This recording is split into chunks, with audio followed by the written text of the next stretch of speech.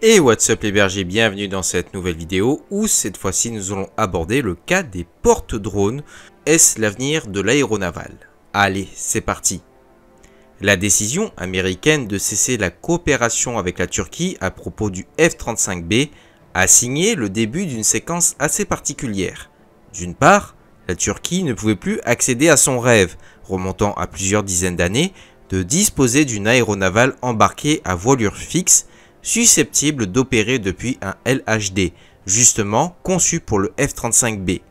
D'autre part, la marine turque s'engageait dans une voie, le porte-drone. Analogue au Juan Carlos Ier, l'Anadolu aurait pu embarquer une petite dizaine de F-35B, soit une capacité intéressante, mais qui reste dépendante d'une conception spécifique des opérations, avec une distribution des capacités d'appui et de soutien, détection aérienne avancée, lutte anti-sous-marine, dans le cadre d'une coalition. En effet, entré en service le 10 avril 2023, l'Anadolu est d'abord et avant tout un LHD, dont seule une partie des volumes intérieurs est occupée par les installations aéronautiques. Or, la cessation du partenariat avec Ankara à propos du F-35B est aussi le symbole d'une distanciation au sein de l'OTAN et d'une réduction de la probabilité d'assister à la mise en place d'une coalition navale impliquant des moyens aussi lourds qu'un porte-aéronef. Reste cependant une dimension symbolique extrêmement importante pour Ankara. Qu'il embarque 10 ou 30 F-35B et qu'il soit dépourvu d'un groupe aérien complet, l'Anadolu est avant tout représentatif d'une montée en puissance et d'une diversification capacitaire politiquement exploitable. De même, il symbolise l'action d'une partie bleue aussi revendiquée qu'elle est l'expression d'une puissance turque sûre d'elle, en pleine ascension et permettant d'édicter les normes selon lesquelles la Turquie agira stratégiquement. Or, la solution finalement retenue pourrait faire sortir la Turquie par le haut de l'interdiction capacitaire qu'implique la décision américaine. Dès la deuxième moitié de 2020, il était question de mettre en place un groupe aérien embarqué d'un genre nouveau et tirant profit de l'expérience turque en matière de drones, tout en incluant des hélicoptères anti-sous-marins ou encore des hélicoptères d'attaque. D'une part, Ankara compte sur le TB3, une évolution du TB2. Si ce drone monoteur en retient la configuration générale, il est aussi spécifiquement adapté aux opérations aéronavales. Il reçoit ainsi une liaison par satellite, qui réduit les risques liés aux actions de guerre électroniques, mais qui devrait également faciliter l'intégration électromagnétique du drone sur un bâtiment ne manquant pas de système pouvant causer des interférences. C'est aussi une machine 2 fois plus lourde, 1450 kg de masse maximale au décollage contre 700 kg pour le TB2, ce qui doit faciliter les opérations depuis la mer, mais qui autorise également un accroissement de la charge utile. Celle-ci passe ainsi de 150 à 280 kg sur le TB3 avec 6 points d'emport contre 4 sur le TB2. Les munitions vont également connaître une diversification comparativement au TB2, incluant notamment le Kunstgun, une munition modulaire qui peut, une fois dotée d'un turboréacteur, atteindre une portée de 110 km. Le train est par ailleurs adapté et les ailes, dont l'envergure passe de 12 à 14 mètres, peuvent partiellement se replier. Sa sortie a eu lieu en mars 2023 et son premier vol le 27 octobre, 2 jours avant la fête nationale turque. Depuis, les essais en vol se poursuivent. D'autre part, la cérémonie d'admission au service actif de l'Anadolu a permis de présenter sur son pont un Kizil Elma. Ce drone de combat, à réaction de 6 tonnes de masse maximale au décollage, a effectué son premier vol le 4 décembre 2022. S'il est officiellement présenté comme adapté à l'Anadolu, rien ne laisse pour l'heure présager son utilisation depuis le bâtiment. Le train n'a pas l'air particulièrement renforcé et il ne dispose pas d'une crosse d'appontage, le navire lui-même ne portant pas de brin d'arrêt.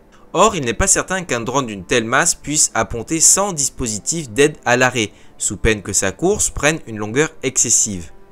Comme le TB3, son décollage ne nécessite que l'utilisation du tremplin.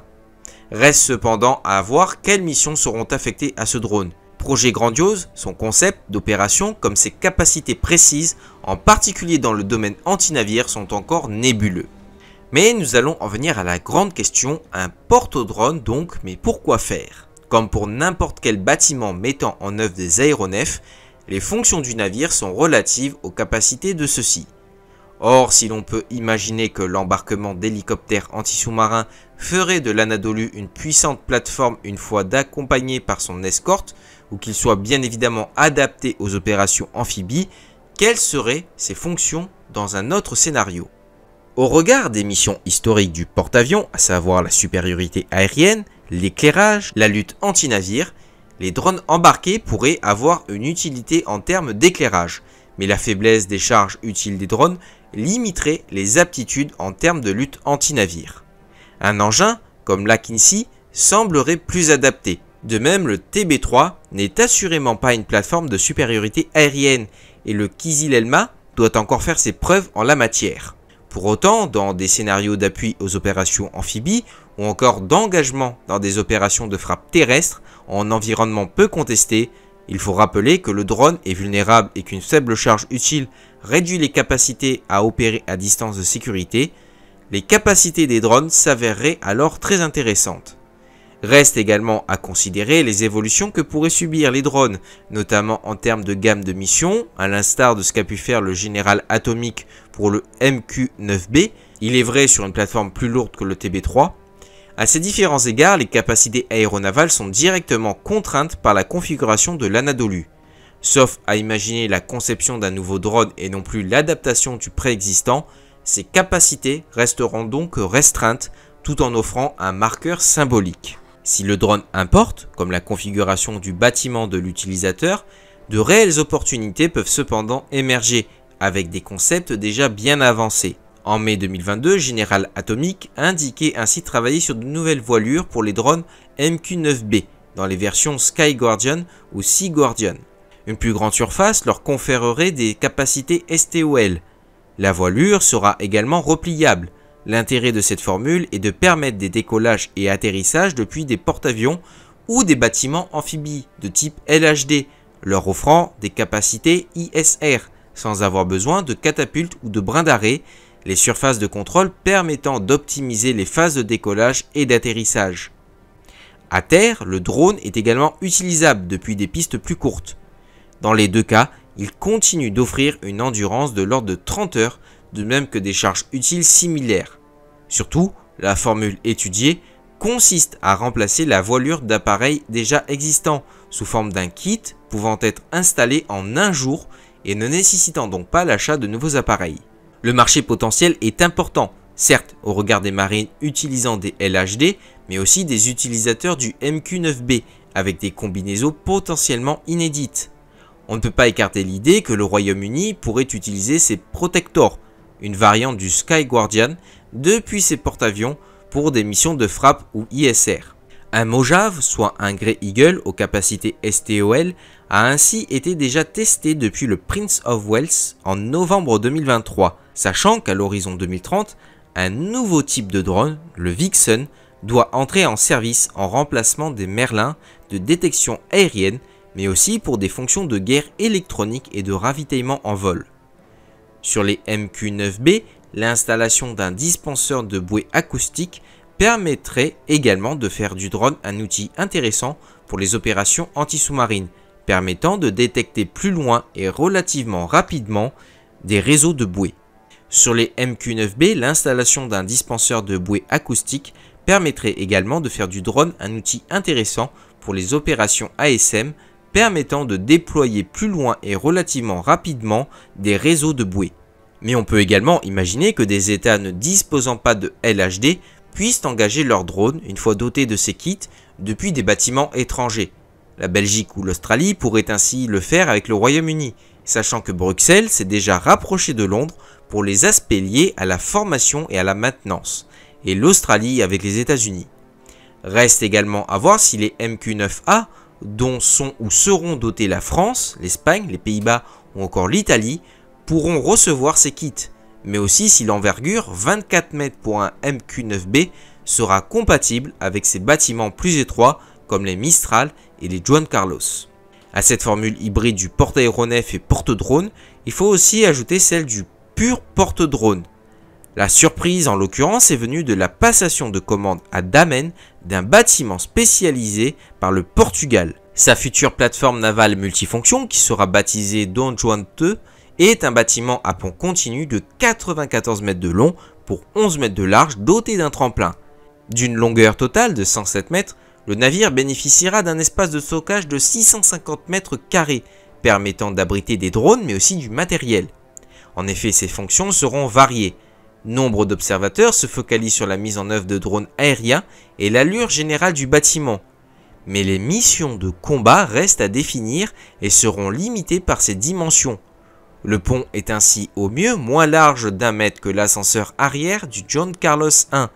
Cela peut donc être suffisant pour nombre de drones tactiques, mais interdit à un engin comme le Sky Guardian. En revanche, il sera intéressant pour des missions hydrographiques, de secours, voire de mise en œuvre de drones sous-marins. En ce sens, il sera bel et bien multifonctionnel. Faut-il pour autant considérer le bâtiment porte-drone comme une rupture de doctrine? Par définition, depuis les années 1960 et les premiers embarquements d'hélicoptères, les bâtiments deviennent multifonctions. Hélicoptères et drones divers trouvent dans les navires de surface des plateformes de mise en œuvre. Avec l'alourdissement généralisé des types, les patrouilleurs de 3000 tonnes d'aujourd'hui ont été considérés comme des frégates dans les années 80, les volumes intérieurs disponibles se sont accrus et l'arrivée de nouveaux types de drones accroît cette tendance à la plurifonction.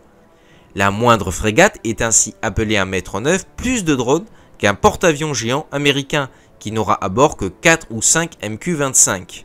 Cette évolution des drones sur des porte-avions, des porte-aéronefs ou des frégates est déjà en marche et va assurément changer la donne de ce qu'on considérait comme une aéronavale pure. Et voilà les bergers, c'est la fin de cette vidéo, j'espère qu'elle vous aura plu. Si c'est le cas, n'hésitez pas à vous abonner, ça me fera extrêmement plaisir. Et sur ce, je vous dis à ciao, bonsoir.